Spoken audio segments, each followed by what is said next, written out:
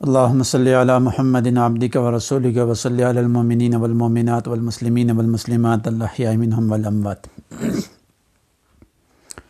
بسم اللہ الرحمن الرحیم۔ جادو جنات کے حوالے سے ہمارے موضوع چل رہے ہیں۔ آج آپ کو ایسی وہ کون سی ہم غلطیاں کرتے ہیں جس کی وجہ سے جنات اور جادو خود بخود ہمارے اوپر مسلط ہو جاتے،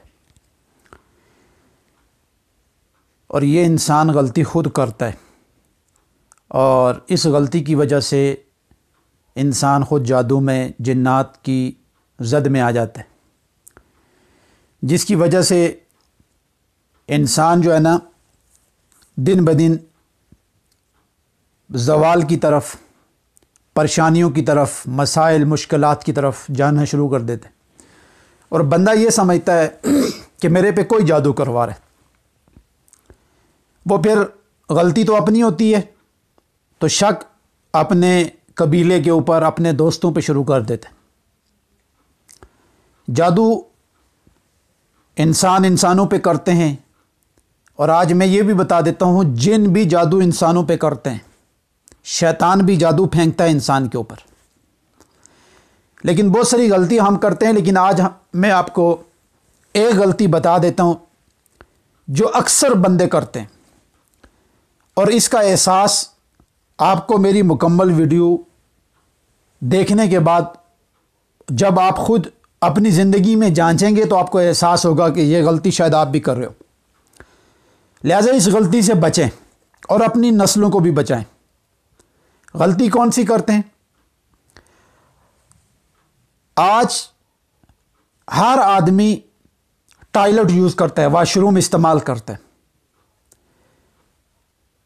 چاہے وہ دیندار طبقہ ہو یا دنیا دار طبقہ ہو، مرد ہو، عورت ہو، بچے ہوں، بوڑھے ہوں، انہوں نے یہ حاجت واش روم میں اپنی پوری کرنی ہے۔ اب یہ حاجت جب پوری کرنے کے لیے ہم واش روم جاتے ہیں تو ہم ایسی بے احتیاطی کرتے ہیں جس کی وجہ سے جنات ہمارے جسموں کو بھی نقصان دیتے ہیں، اور اس کے ساتھ ساتھ ہماری جو زندگی ہے اور زندگی کے ساتھ جتنی بھی جڑی چیزیں ہیں ان کو وہ ڈیمیج کرنا شروع کر دیتے۔ وہ کیسے؟ اب دیکھیں، حضور علیہ الصلوۃ والسلام نے فرمایا کہ جب آپ بیت الخلاء جائیں تو سب سے پہلے الٹا پاؤں رکھیں وہاں، پھر دعا پڑھیں، بسم اللہ اللہم انی اعوذ بک من الخبث والخبائث۔ یہ دعا پڑھنے کے بعد آپ بیت الخلاء میں جائیں گے، اپنی حاجت پوری کریں گے، اور اس کے بعد آپ جب باہر آئیں گے غفرانک الحمدللہ کہیں گے۔ تو اس موقع کے اوپر آپ توجہ کریں کہ کیا آپ جب بیت الخلاء جاتے ہیں یا واش روم استعمال کرتے ہیں، ٹوائلٹ استعمال کرتے ہیں، تو اس دعا کا اہتمام کرتے ہیں یا نہیں کرتے؟ میرے پاس ہزاروں مشاہدات ہیں، ہزاروں ایسے کیس ہیں جو صرف اس دعا کو نہ پڑھنے والے آدمیوں کے اوپر، جن گھرانوں نے اس دعا کو کچھ سمجھا ہی نہیں، ان کے اوپر ایسا جادو گرا، ایسے شیطان مسلط ہوا، ایسے خبیث جنی اور جن مسلط ہوئے جنہوں نے ان کا رزق کیا، ان کی عزتیں بھی تار تار کی۔ یہ نقصان یہ غلطی ہم خود کرتے ہیں۔ غلطی میں کر رہا ہوں اور الزام میں دوسرے پہ دے رہا ہوں، غلطی میں کر رہا ہوں، شک سارے محلے پہ کر رہا ہوں، سارے دوستوں پہ کر رہا ہوں، سارے قبیلے پہ کر رہا ہوں، حالانکہ غلطی میری ہے۔ اس لیے میرے بھائیوں، بزرگوں اور دوستوں، ہم اس غلطی سے بچیں۔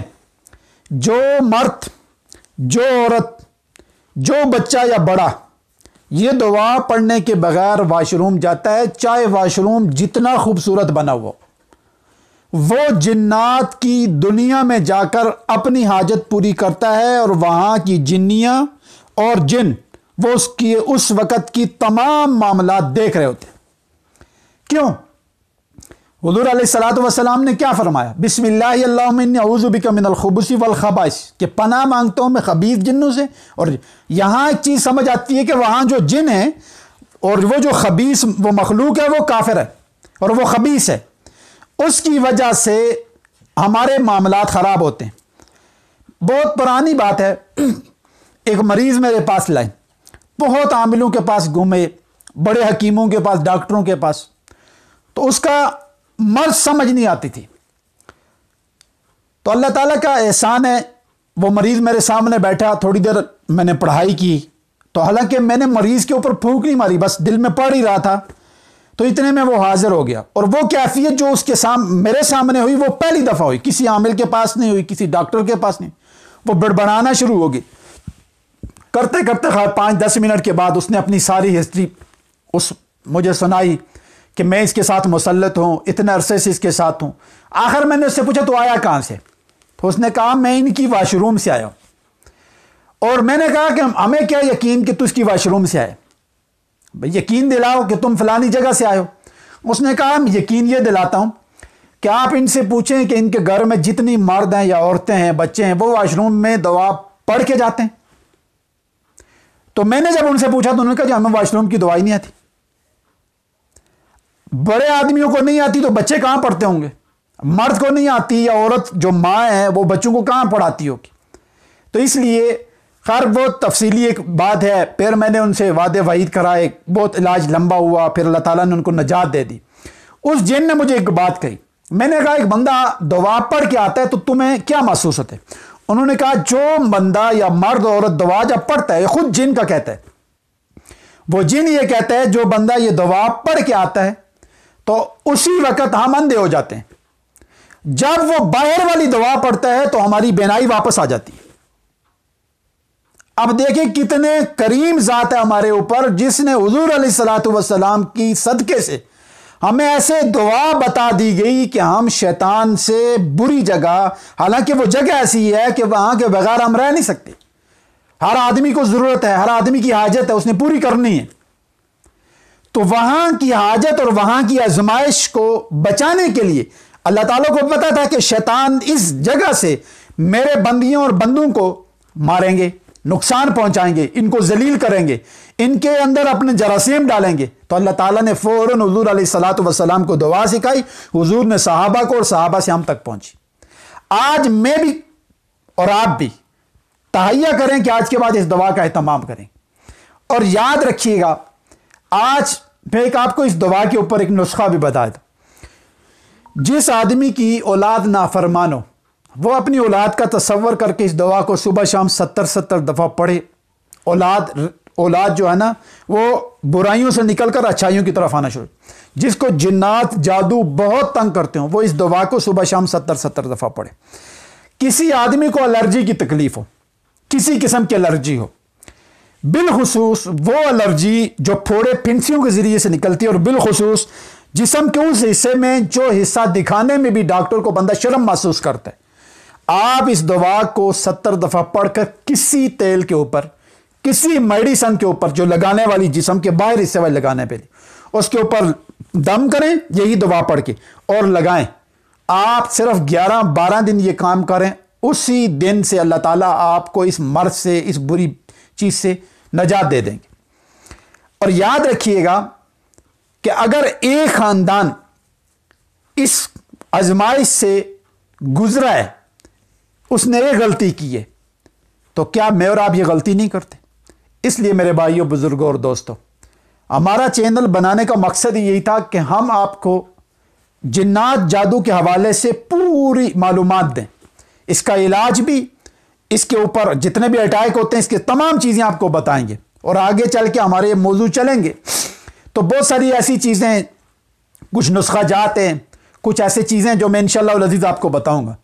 لیکن آپ سے درخواست ہے کہ اپنے علاج کے اندر کوتاہی نہ کریں. جو چیز میں نے بتا دی ہے اس کو اپنی زندگی کا اوڑھنا بچھونا بنائیں، اور انشاءاللہ العزیز جب آپ اس کو صحیح طریقے سے استعمال کریں گے، آپ کے گھر میں بھی امن آئے گا، آپ کی زندگی میں بھی امن آئے گا، آپ کے گھر میں خوشحالی، سکون اور ایک عافیت والا نظام آپ کے ساتھ چلنا شروع ہو جائے گا. آج مسئلہ کیا ہے؟ میں نے اور آپ نے اعمال چھوڑ دیے.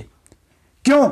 جب ہم نے اعمال چھوڑے تو ہم شیطان کے حوالے ہو گئے. جیسے ہی ہم اعمال کریں گے تو ہم شیطان سے کی والے عذاب سے اور اس کے جال سے نکل کر رحمان والے، امن والے اور سلامتی والے گھرانے میں آ جائیں گے. جب رحمان کے پاس آئیں گے تو پھر ہماری عزت کو کوئی چھین نہیں سکتا، ہمارے رزق کو چھین نہیں سکتا، ہماری کسی چیز کو کوئی ڈیمیج نہیں کر سکتا۔ مسئلہ یہ ہے کہ میں اور آپ خود ایسی کوئی غلطیاں کرتے ہیں، اس کے بعد میں آپ کو آگے بھی بتاؤں گا ہم آگے کون کون سی غلطیاں کرتے ہیں۔ یہ ایسی غلطی ہے کہ ہر دیندار بھی کر رہا ہے اور ہر دنیا دار بھی کر رہا ہے، چھوٹا بھی کر رہا ہے، بڑا بھی کر رہا ہے۔ کچھ لوگ تو بھولے سے کرتے ہیں، کچھ جان بوجھ کے کرتے ہیں، ان کو پتہ ہی نہیں ہوتا۔ تو اس لیے میرے بھائیوں، بزرگوں اور دوستوں، یہ جو غلطی ہم کر رہے ہیں، ٹائلٹ والی، واش روم والی، بیت الخلاء والی، اور یہ دعا پڑھ کر نہ جانے والی، یہ ہم اپنے آپ کو خبیث جن اور جنیوں کے حوالے اپنے آپ کو کر دیتے۔